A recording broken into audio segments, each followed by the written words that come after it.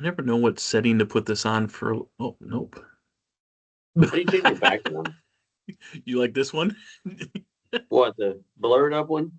Oh, no, no, no. It looks I've got it where it looks like we're sitting in a classroom together. Oh, I don't know. I don't see that. It's funny. It's under the view under views. I was trying to make my picture a little bit bigger so when I'm putting this on a video, it doesn't look like it's just you on the main picture. But I don't even see view. I see, oh, view. There it is. Yeah, gallery, speaker, together mode. Oh, ah, did you do it? it's like you're sitting next to each other in the chairs, It looks like kind in of an funny, doesn't auditorium or something. it? Well, we got some fun part out of the way, I guess. Yeah, that's So I've funny. got Aaron Schock. Coach Schock is the head boys and girls cross country coach at Klein Oak High School in Klein ISD. He also is one of the history teachers and teaches psychology and Sociology. economy, sociology. Then I Yeah. messed that part up in my notes. Sociology and economy. So, but first, I just wanted to start out, Coach, and just tell us a little bit about how your season for cross country has gone so far. I know you've had a lot of success and just finished up the state cross country meet. Yeah, we just finished up this weekend. Came back from Round Rock on Saturday. Had three individuals qualify for the state meet. So that was a big accomplishment for those three, and for the program, the only school here in Klein to qualify kids for the state meet. So Awesome. always I didn't know that. proud of those accomplishments. And on the regional level, we were able to get our boys and girls, both those teams, out to regionals. That's about a week and a half prior to the state meet, and we're both teams finished seventh overall. And prior to that, about a week and a half before that, we go back to districts. Our boys were the district champions.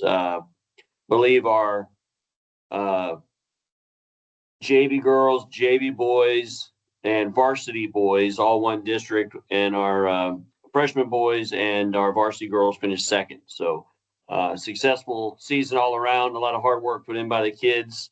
I guess we got about 70-ish in our program. Started back in June on their own.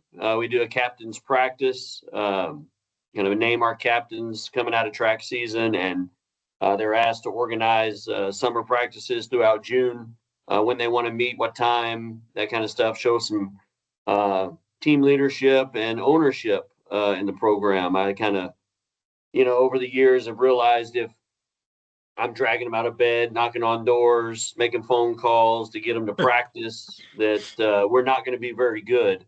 Um, but if they, kind of do it on their own, we still might not be very good. But most of the time, that's the contrary, and we find that success because now they got some skin in the game, and they understand what it means to hassle and rally up. Hey, why aren't you here? Make those phone calls and do the stuff that coaches typically do, but those captains, you know, put a little peer pressure, a little encouragement on their teammates, and kind of get that going in June, and then we come in July. So it's about a 6 month process from the time we finish up with track season until we get to the state meet. So really proud of the effort and success that we had this year.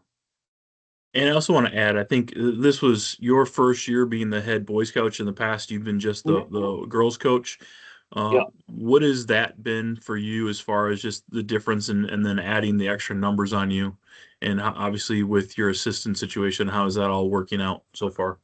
Yeah, it was a little hectic. We didn't know exactly with our boys coach, Coach Andrew Pont, a good friend and mentor of mine. Has been at Klein Oak since probably about 19 or 20 years up to this year, and has really set a standard for the program over the years, and taught me a lot.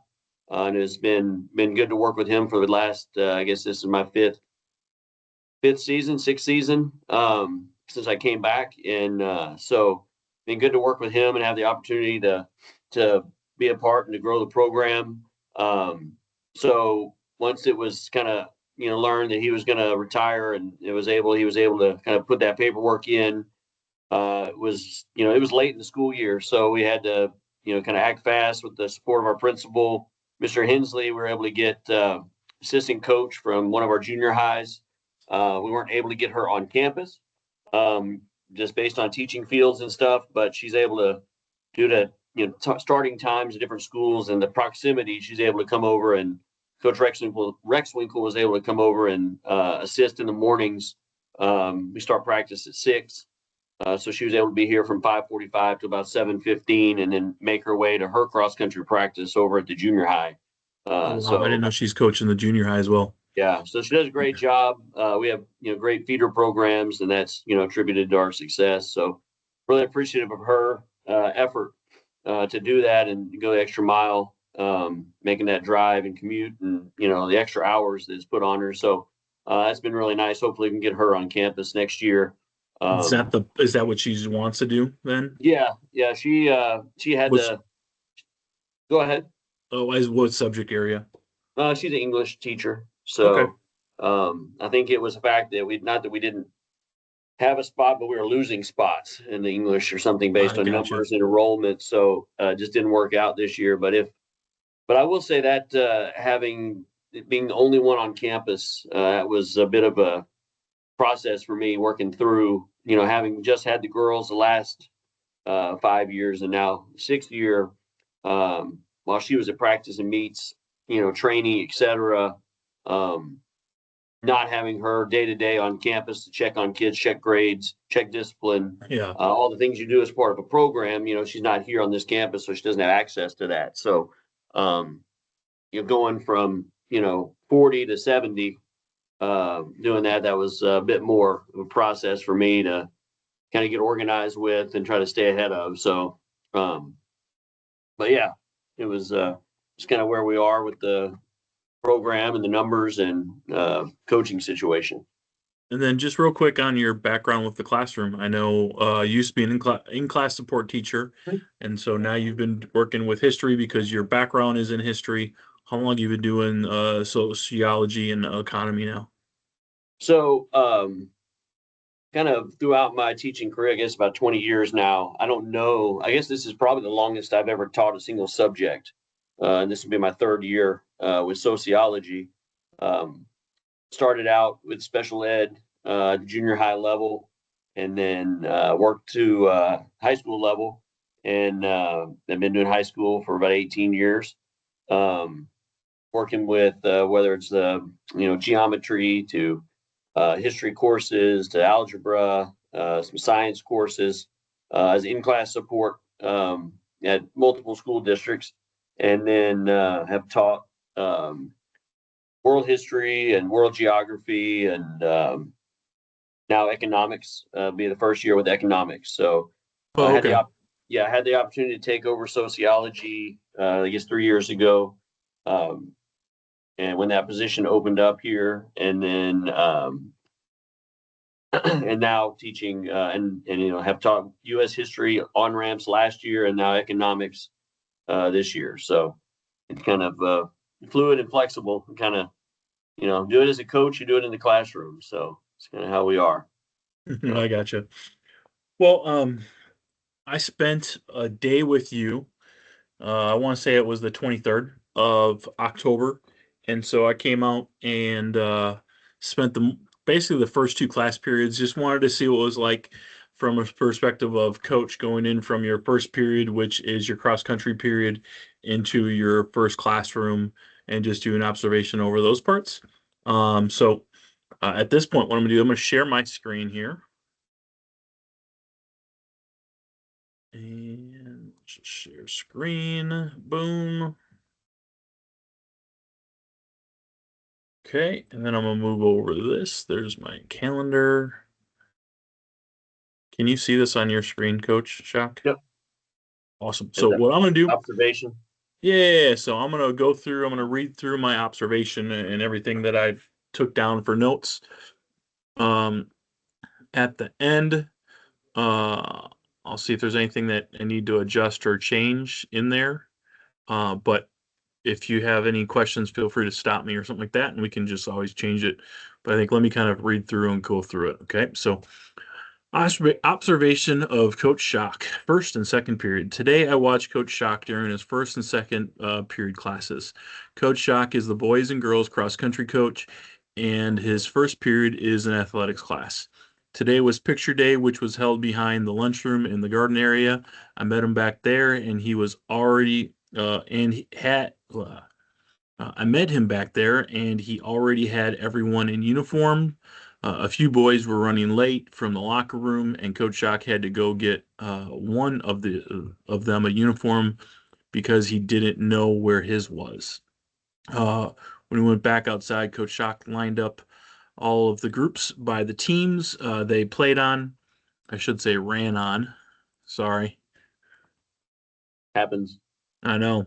Yeah, he asked if anyone needed a pass for first period and wrote about 3 or 4 of them. Then he started the picture process. Each team took a group photo with him and his assistant, while the other photographer took individual pictures. One of his varsity girls arrived late and missed the team photo. When she walked in, Coach Shock asked her why she forgot and reminded her how important it is to be on time. As a student finished up with pictures, he sent them through the side door to get back to the locker room and ready for second period.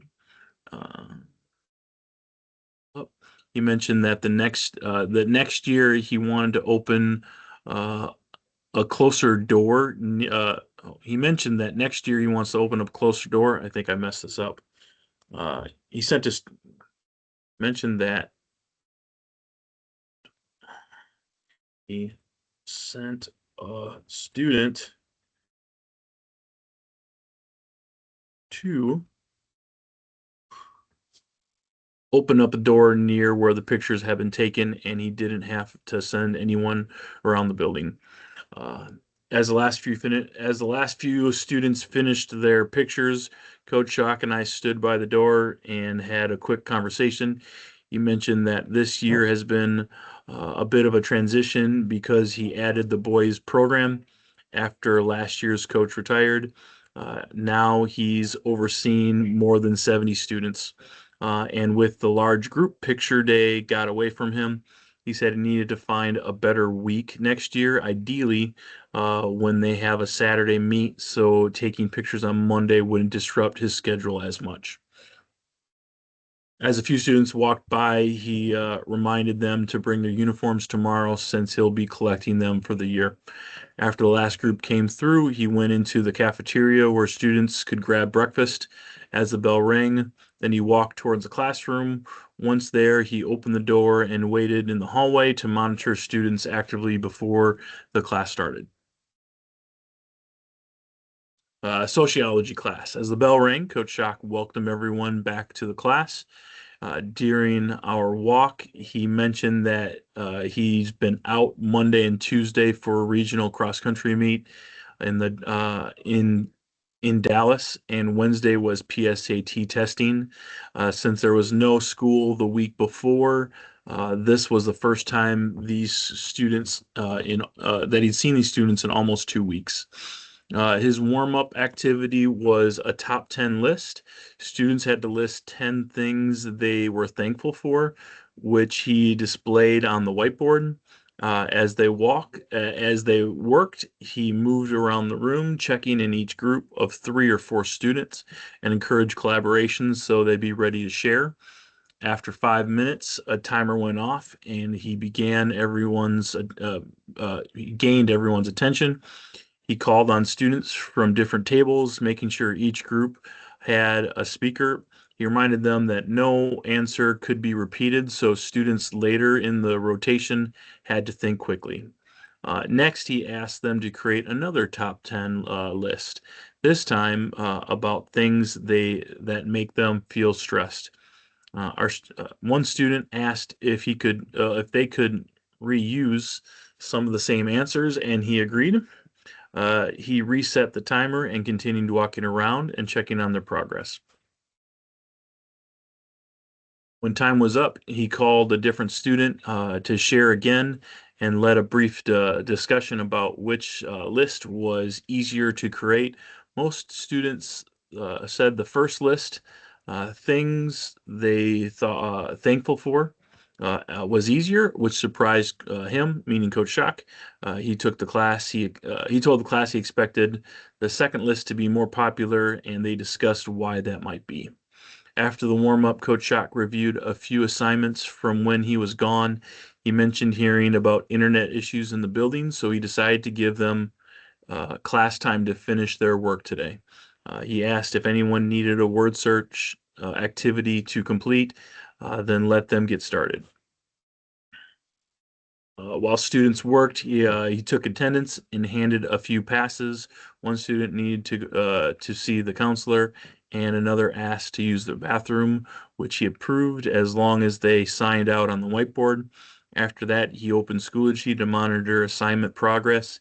He noticed a few students hadn't started and went to check in with them. He told me later that some students just need a little push to get going, but once they start, they usually finish their work. Uh, with about 5 minutes remaining, he told the students to start packing up. He grabbed everyone's attention and briefly introduced what they'd be learning in the next unit, almost as a teaser uh, to pique their interest in returning the next day. When the bell rang, he thanked the class for their hard work and said, "I'll see you tomorrow." The students packed up and left for the day.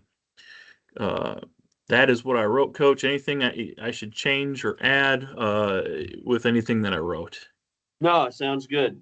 It's a Okay. good. It's interesting hearing kind of a refresher on what goes on. Oftentimes, when you're teaching, you're in the classroom, you're just kind of rolling through with it, and then as you said, this is a couple of weeks ago. Just thinking back, like yeah, it's just Yeah. interesting seeing it, hearing it from a second perspective. It's going through this process myself and learning how to do this. Like it's been very eye-opening for me of like how much detail goes into a lot of this stuff, and just and like it's kind of when I've had it happen to me, it's been kind of weird a little bit hearing it back. You're like, that's exactly what I did. I'm like, wow, and so for me, I just try to like, I try to take as much notes and put in a lot of detail with a lot of those things. And so basically from this point, Coach, what I want to do is I want to go through what we call a show and a grow. So basically, what areas you're good in, and then what areas that there could be something that you could improve or possibly work to improve on. I actually broke it down into your cross country team. And then I also put it into like a classroom perspective. So, for instance, some takeaways from cross country. Uh, I personally can tell you've built a great culture with your team. You can tell just from being around the students and the respect that they have from you. Um, and it's obvious that you've been here for a few years, and it's not something that just happened overnight. And so I can tell you're still trying to improve your cohesion with the boys. It's probably getting them to the process where they just need to get more familiar with you because they've been used to Coach Anderpont for all those years. But you can tell like you're building in the correct thing. Any things you want to comment kind of on that and building that? No, no, that's about right. That's just building relationships. It's been a few years since working with boys, and just the noticeable differences in coaching group of girls versus a group of boys. Kind of their mindsets on things with oftentimes with boys, they've got everything else like figured out in life in their mind, so they have a lot of questions, curiosity, interest in learning. More than just the workout. It's why we do the workout and questions about who they're racing and the interest in the sport itself. Where girls typically show up, hey, coach, what are we doing today? Thanks for providing us a workout, and you're coaching them on life and all the other things that go on with their mindset and so forth. So kind of very different approaches with the two different groups. Um, my next one, I just said added more to the program by adding the head coach. And so my biggest takeaway is you're obviously adding just a lot more onto your plate with being the head coach for the boys as well. Like you said, going from 40 to 70 is a big deal, which kind of gets to my third point here was how can you map out your year and put more on your assistants to help out with being organized? You kind of mentioned this already earlier of Mhm. if you can get that assistant over there. Also, I know behind you, you map out your schedule on there, but like, what other stuff do you think you need to map out like earlier, like in June when you normally map everything else out? What other things would you want to add into that to make sure that it's just easier going throughout the school year once the season starts and school starts? Yeah, I think just each year we go through and like you said, there's the whiteboard back here. It's got the full calendar with all of our workout information, meets, and everything on it. But I think going forward, um, with the additional, it was always a partnership with Coach Anderpont. He was an older gentleman, but he knew, hey, when to do this, when to do this, when to do this. So we would have those conversations about what was coming up and so forth. Now, on the technical side, I handled most of that kind of stuff, whether that was the bus requests or, certain things, sports U and group me's and whatnot. But um, having that partner that knew, hey, we've got team pictures. Hey, we've got the district meet. Hey, this is how you set up a cross country course, or this is, how you want to go and race. Uh, and have that person to bounce ideas off of, as opposed to a young assistant coach um, that doesn't know about bus requests, doesn't know about budgets, doesn't know about banquets, doesn't know. So, kind of educating that person. And I think this first year with her, she's learned. So going forward in the future, just I think sitting down, in the summertime and hey, can you take charge of the banquet? Can you take charge of social media? Can you take charge of those things that she knows now that our responsibilities, things that our expectations, or things that and she's going to ask to, hey, can I do this? Can I do this? Can I do this? Because that's the kind of person that she is. It's just a matter of now that she knows, she kind of has a better idea of what and where she can help out with. So I think lining some of that stuff out will make things smoother, going forward and more organized. Do you have any goals for yourself to just like to help yourself? Like do you ever sit down and be like, all right, this is what I want to do different to become a better coach? Yeah, just reflecting. It's kind of what I do between now and Thanksgiving and into the holidays. Looking back at I guess have each you each started? each. Do you have anything quite yet on that at all? Or you just Yeah, don't, it's actually, still early? no, just already implementing some stuff.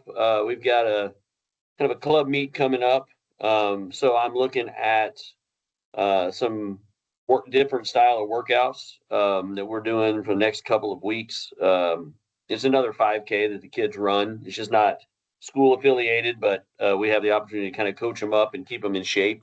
And then they run that on their own, just as you would like a local turkey trot or whatever it might be. But so we're trying some different style of workouts that we're doing right now that we may be uh, implementing next year or even in the spring as part of track season that uh, kind of help address some of the issues I've identified as far as on our girls team.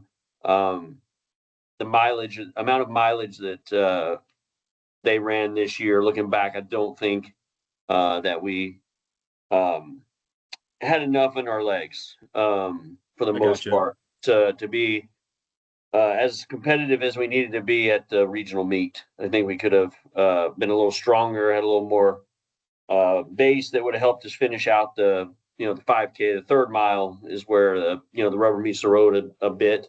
Um, so some of the style that we're doing now is more continuous running, stealing extra mileage, if you will, that they may not get on their own on the weekend or after school or that kind of thing. So just interesting, kind of seeing how they're responding to that right now. But that's just something that we're looking at. And then we'll continue to look at stuff for the next few weeks while it's fresh in our minds, and then Right. also getting ordering stuff for next year with budget and whatnot. This is typically the time we do that, since with delays and ordering and whatnot that happens and occurs with companies and corporations and stuff. So we try to order everything before Christmas that we'll need for the following year, so that that's all coming in throughout the spring and we can put it in storage. I'm going to shift to your classroom. Yep. Tell me a little bit about how you like your students to be assigned. You obviously have tables, which is a little different than other classrooms. And then, like, as far as like, what do you typically do for do you do a seating chart? How do you assign where people are sitting, and how do you handle that as a teacher? Yeah, so we opted for long tables. Kind of looked at originally trying to do those trapezoids, putting two of those together to kind of have groups and so forth, but those weren't available. In my old classroom, I just put 4 desks, standard classroom desks together in a kind of a shape there, but that takes up a lot of space with the legs on the chairs and so forth. So with the tables and chairs, that saves us some room in the class. But we've got the 8 rectangular tables. We have them assigned groups 1 through 8. And then when they came in on the first day, just assigned them, random seats. We kind of change it up year to year, whether it's alpha order or let them, choose a seat or pick a number or pick a card. We've done it several different ways. And then throughout the semester, we'll rotate, change. They get pretty comfortable and they don't want to change.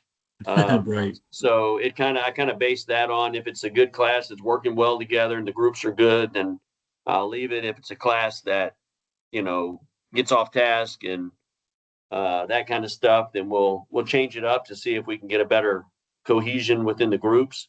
It's a little trial and error class to class. But again, those are labeled 1 through 8. And part of the reason with the groups, and then, I like to move them because part of the goal of the class is to get them to learn their classmates and know who they are in a classroom with. And we talked on the first day about the final exam is a seating chart and having to fill out the names of everyone in the class for the final exam. And of course they freak out about that, but by the time they get there, we've done some practice quizzes and seating charts and so forth, and activities, enough activities that they're able to handle it. But it's in a day and age with cell phones and technology, conversations and knowing who people really are is part of what we do in the class. So I think that's important to kind of break away from online for a little bit.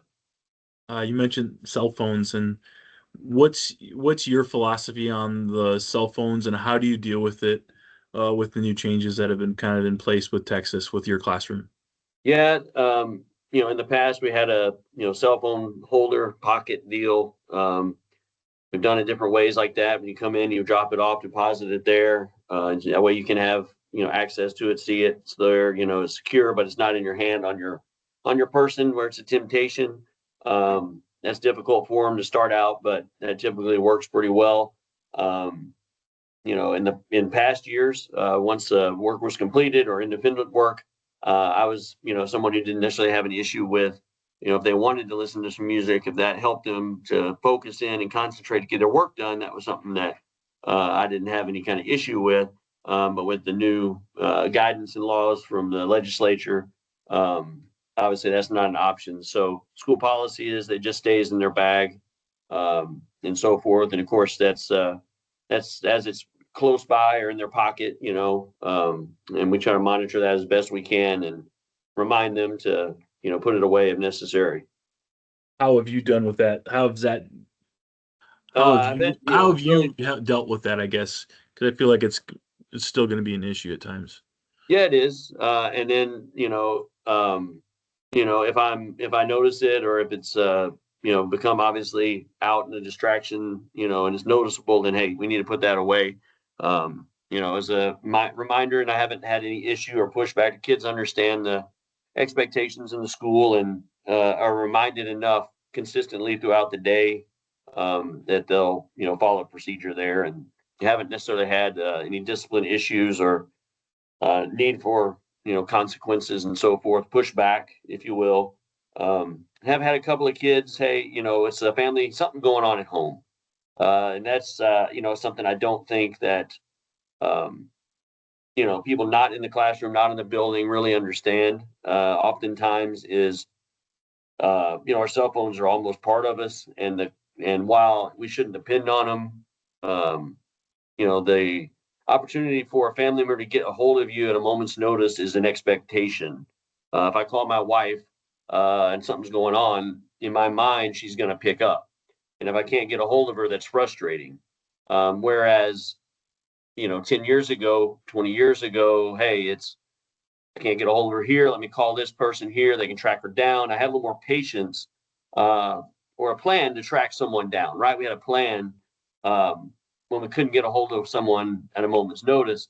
So now when we can't get a hold of them, we don't necessarily have that plan in place. So it kind of throws us off a little bit. And it's so different for these kids. They've got a sick family member or someone's in the hospital or someone's reaching out. I mean, while the kids follow the rules, the parents don't necessarily follow the rules. And they're going to call their kid if they want to talk to their kid, and the kid picks up. And so I've had to address that a few times. And then kid explains, "Hey, what can we do? I got to talk to my mom." So we find a way for that communication to take place. I know you kind of dealt with some students that just kind of were off task and getting on task. What other things do you do in classroom when you got that kid that's putting their head on the desk and just not wanting to be there and dealing with you?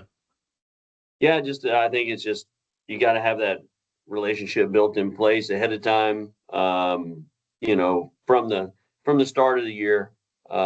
Hopefully, you've been able to do that to where say, we need to wake up. You know, we've got bathroom passes and so forth. If you're that tired, hey, we can go take a walk, go get you a drink of water. Let's come back. Let's reset. Let's kind of get going with what we need to accomplish that day.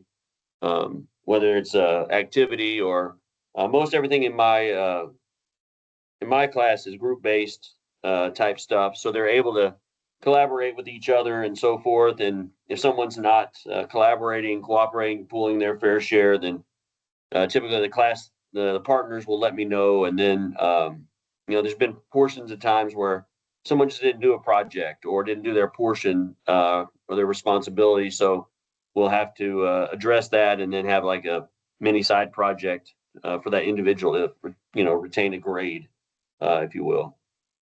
So really, I'll kind of read out my biggest takeaways. I really do think your students interact with you really well in class. You can see the rapport with your group of boys in the front where they're joking around. You can tell they probably play football and have some of there too. The one that had the pass that you're like, oh, it's a base kid and stuff, but they have good respect for you and stuff. And then even the ones that are like, I don't even want to be in this class, but they understand like, all right, I'm gonna do this assignment because Coach Shock's gonna not be on me. My big push for you is how do you keep everyone still engaged at all the time?